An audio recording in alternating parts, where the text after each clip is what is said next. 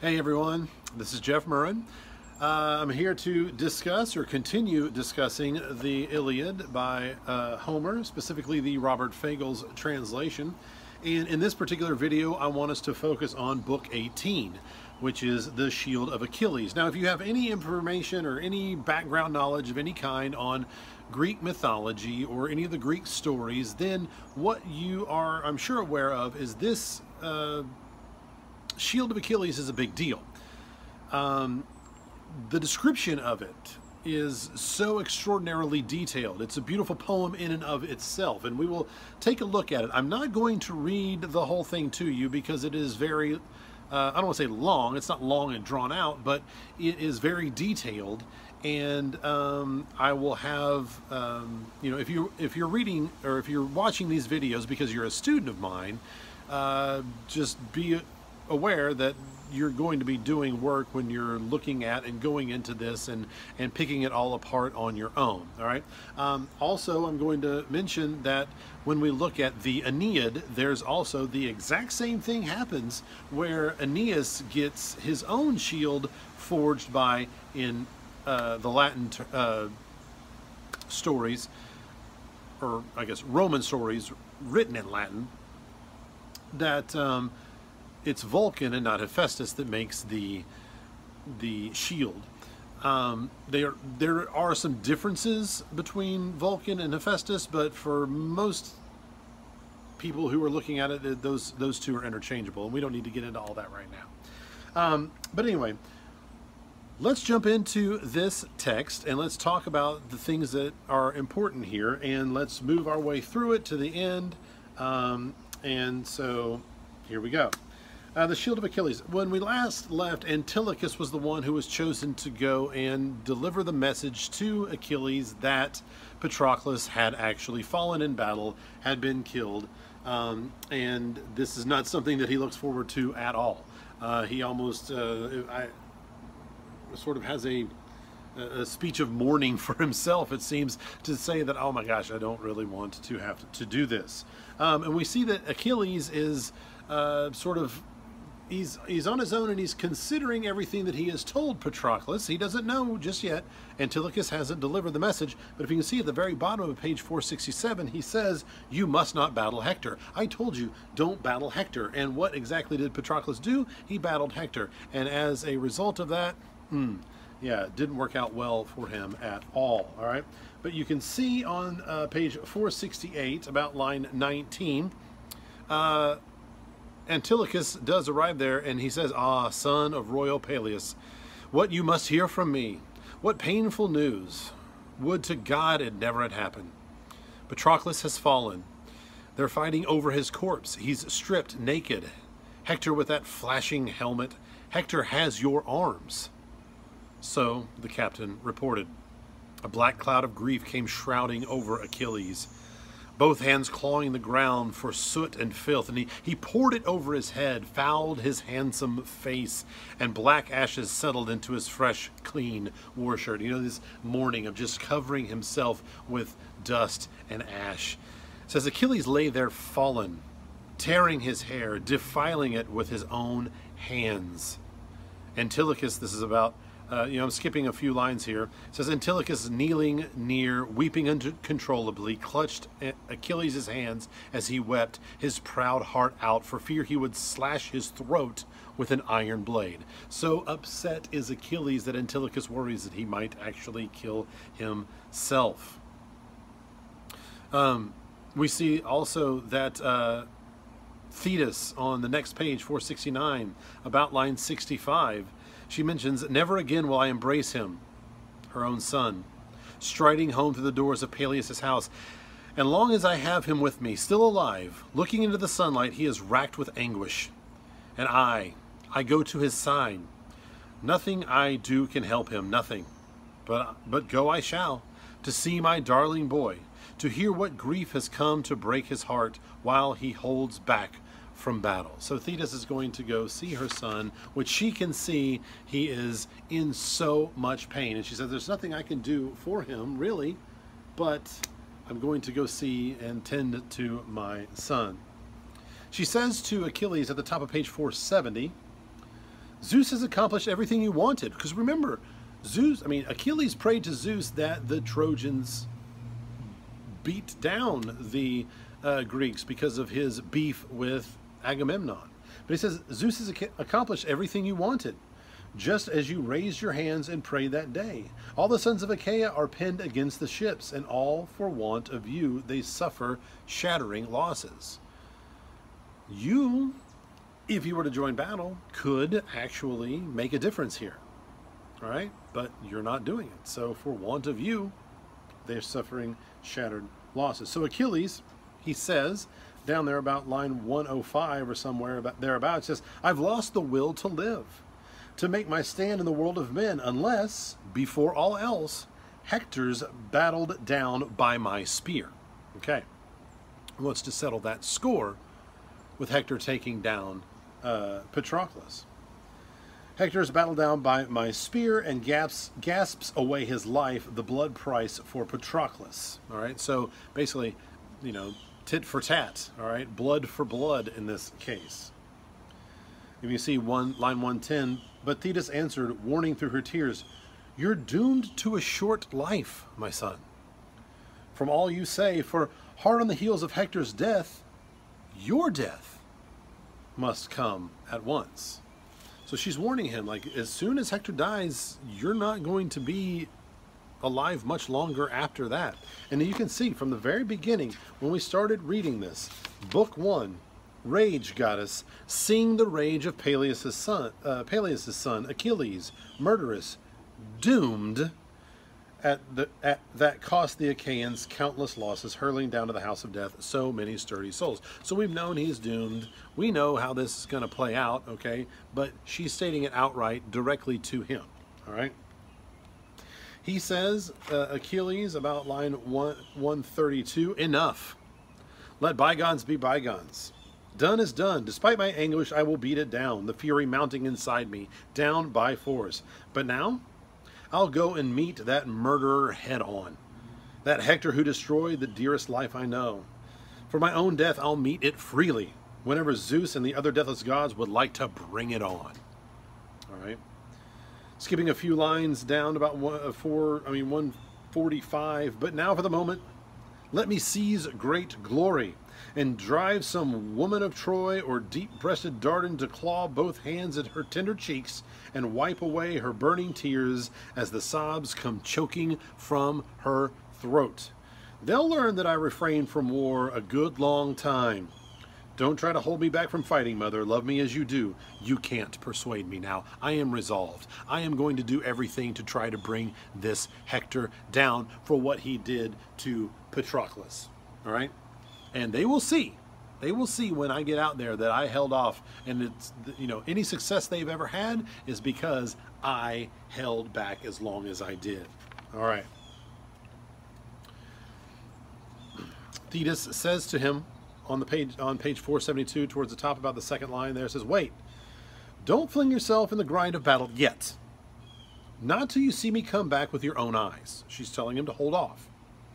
Tomorrow I will return to you with the rising sun, bearing splendid arms from Hephaestus, god of fire. Okay, so Hephaestus is like a blacksmith, god of fire. He forges things in the fire as a blacksmith would. Okay, he is the god of that, all right? Skipping down about 5 lines, it says, Smith Hephaestus, I pray he'll give my son some fabulous armor full of the god's great fire. All right, so she's going to secure some battle accoutrements for her son.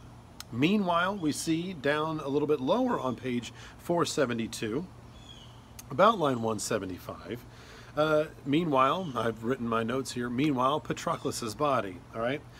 It says, as for Patroclus, there seemed to be no hope that the Achaeans could drag the corpse of Achilles' comrade out of range. Again, the Trojan troops and teams overtook the body, with Hector, son of Priam, storming fierce as fire. 3 times illustrious Hector shouted for support, seized his feet from behind, wild to drag him off. 3 times, there's that. 3 times I did this, 3 times that happened. 3 times the Aeantes, armored in battle fury, fought him off the course. But Hector held firm. Staking all his massive fighting strength, again and again he'd hurl himself at the melee. Again and again, stand fast with the piercing cries, but he never gave ground backward, not 1 inch. The helmed Aeetes could no more frighten Hector, the proud son of Priam, back from Patroclus' corpse, than shepherds out in the field can scare a tawny lion. There's the lion again, that motif. The lion always appears in some way, it seems, over and over. Could scare a tawny lion off his kill when the hunger drives the beast claw mad. All right. Hera sends Iris to Achilles, all right, as this is going on, and tries to spur him on, tries to get, because remember, Hera is supporting Achilles and all the Greeks, tries to get Achilles to get out there. All right, so the message from Achilles is this, about line 199. To arms, son of Peleus, most terrifying man alive, defend Patroclus. It's all for him. This merciless battle pitched before the ships. They're mauling each other now. Achaeans struggling to save the corpse from harm. Trojans charging to haul it back to windy Troy. Flashing Hector's far in the lead, wild to drag it off.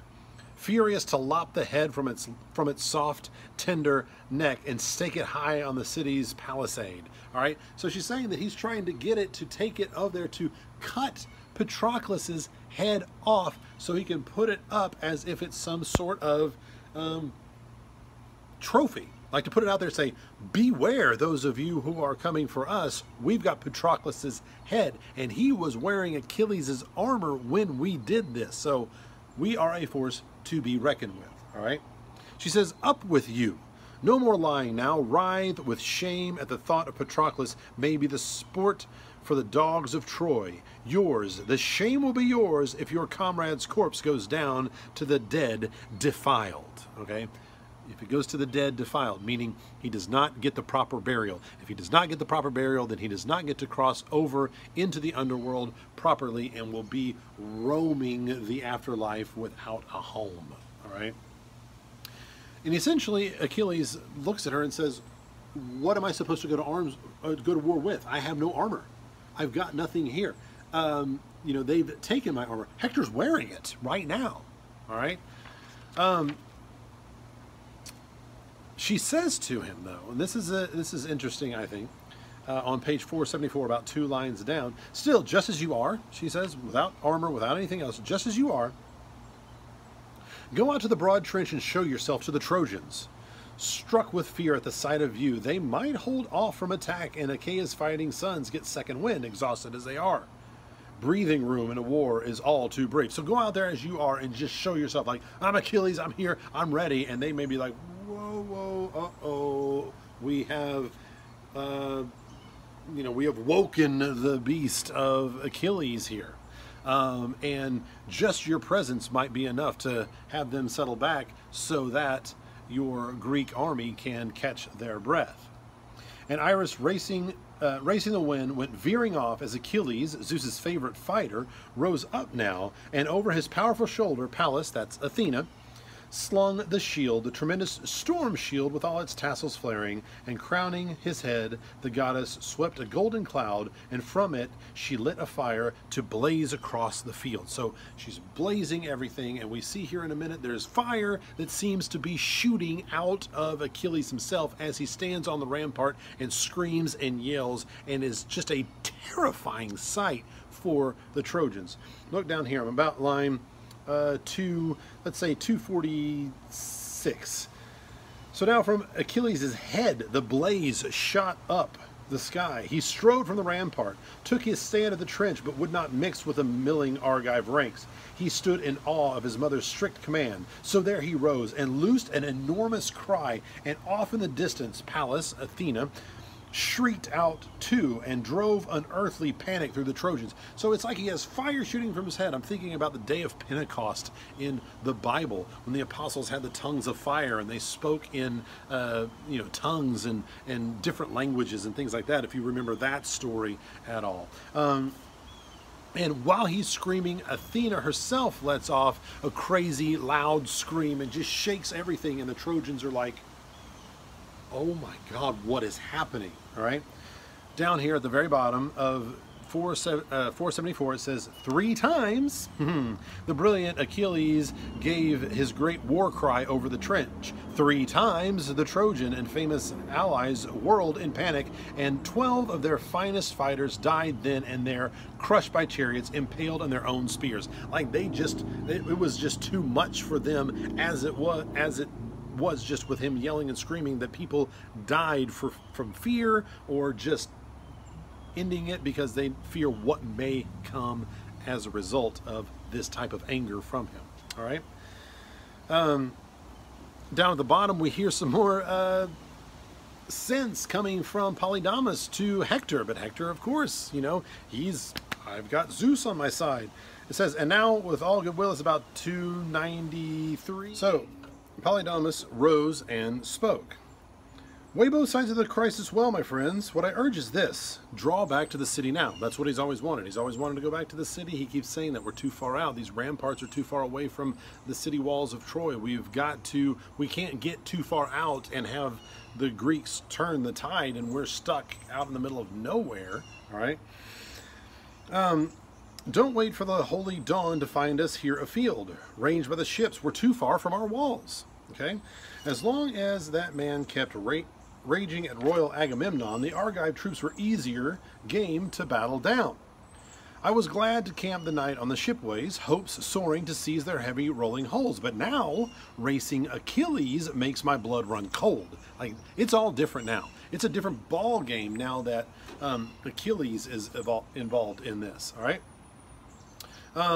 So while the man's fury, he will never rest content, holding out the plain where Trojans and Argives met halfway, exchanging blows on the savage onset. Never. He will fight for our wives, for Troy itself. So retreat to Troy. Trust me, we will face disaster. All right.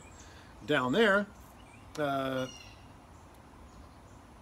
see, 321. But tomorrow at daybreak, armed to the hilt for battle, we man the towering ramparts. All the worse for him. If Achilles wants to venture forth from the fleet, fight us around our walls, back to the ships he'll go, once he's lashed the power out of the rippling stallions, whipping them back and forth beneath our city walls. Not even his fury will let him crash our gates. He'll never plunder Troy. Sooner the racing dogs will eat him raw.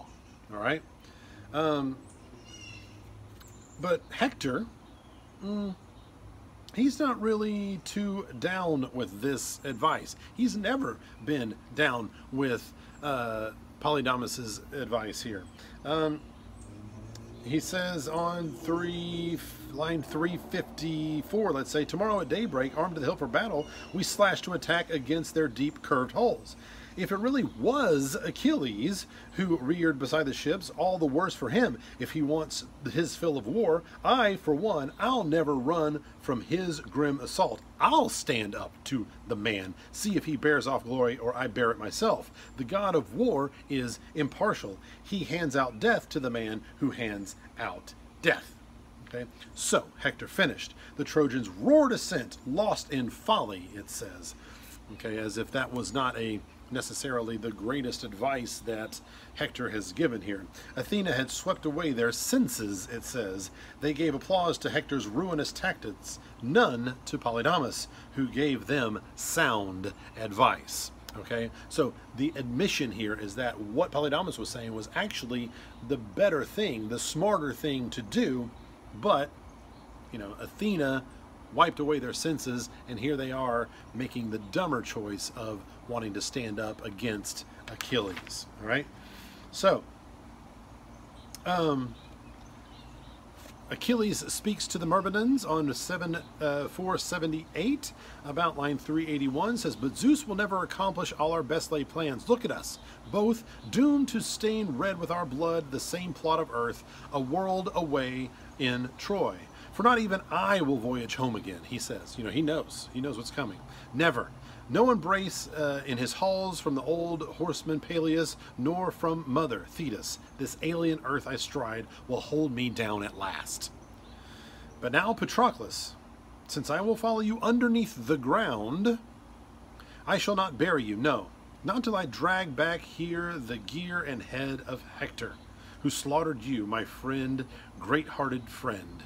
Here in front of your flaming pyre, I'll cut the throats of a dozen sons of Troy in their shining glory, venting my rage on them for your destruction. All right, so I'm not giving up until I bring Hector here and I take his head and I'll get all his gear, and I'll just slaughter a bunch of Trojans right in front of the flame that your body is burned on, for your rituals and rites. So it's almost like, yes, I'll give you that burial, but I'll also send you off with the death of Trojans while we're at it, okay?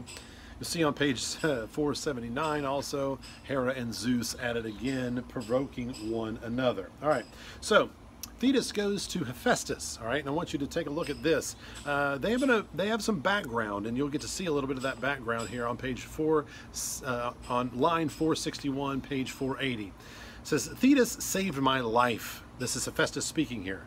When the mortal pain came on me after my great fall, thanks to my mother's will, that brazen bitch. She wanted to hide me because I was a cripple. That shattering anguish I'd suffered then if Thetis had not taken me to her breast. Eurynomé too, the daughter of Ocean's stream that runs around the world. 9 years I lived with both, forging bronze by the trove, elegant brooches, world pins, necklaces, chokers, chains. There in the vaulted cave and around us, Ocean's current swirled in a foaming, roaring rush that never died. Skipping about 3 lines, it says, so I must do all I can to pay her back. Thetis took care of Hephaestus, and he feels he owes her his life. All right, so he's going to do for her anything he possibly can. All right, and she asks him to make armor for him. All right, it says there on the page 428, about line 542, he says, if only I could hide him away from pain and death that day as grim destiny comes to take Achilles. Surely as glorious armor shall be his, armor that any man in the world of men will marvel at through all the years to come, whoever sees its splendor. And you'll see what he's talking about here in a minute when you take a look at and read what his shield looks like. All right, and we see that shield in detail. It starts about the description of it on page 483, about line 558, all right, where it says, and first Hephaestus makes a great massive shield, blazing well wrought emblems across all surfaces. Okay, and so what it goes on from there all the way, like pages and pages and pages, all the way to page 486, describing everything on his shield. And everything that is on his shield is this. It is a depiction of the entire world and all that goes along with it. It is poetry in and of itself to read the description of this shield. And I heard one scholar even talking about how really what is depicted here, it seems that it's every epic simile that has been used in the Iliad up to this point. He has made a visual of all of those things in this entire shield.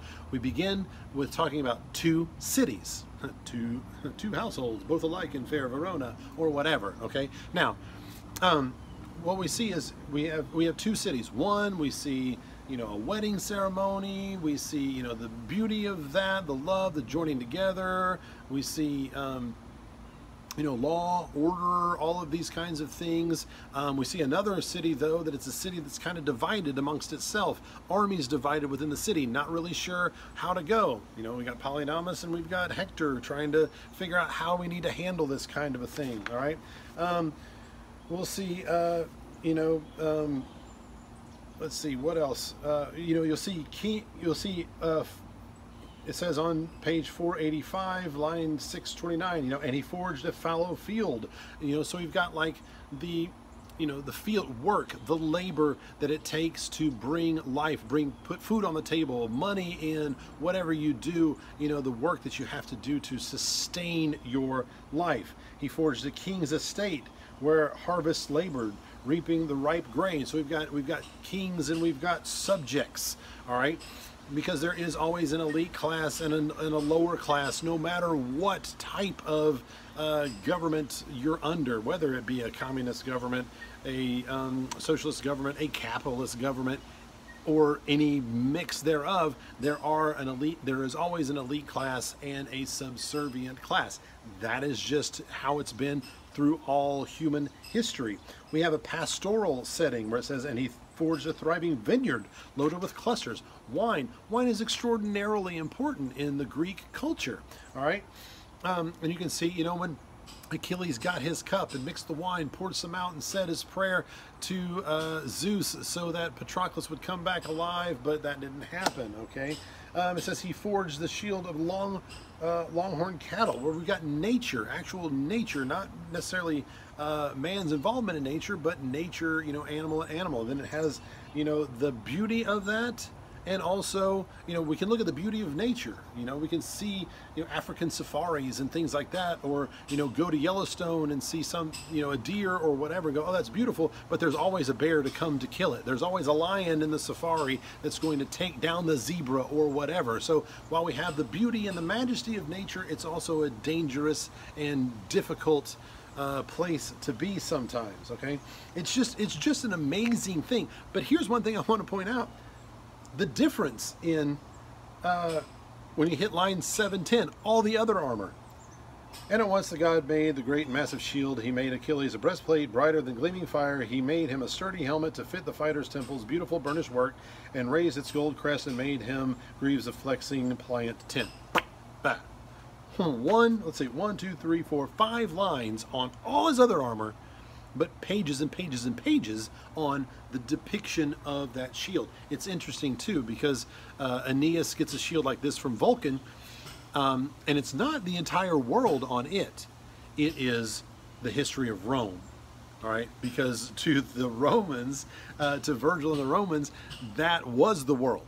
That's all that they were consumed with, their own world, and from then comes the Roman Empire that pretty much just took over everything, so how wrong was he at that time? Anyway, I want you to look closely at the description and read the beautiful poetry. I'm not going to read it all to you as far as the shield goes there. All right, so that is book 18.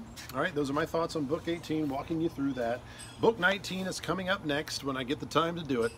All right, and I want you to read it, I want you to annotate it, and I want you to have your own thoughts, and you can come back here and hear my thoughts on it, all right? So until then, and as always, I will say, happy reading.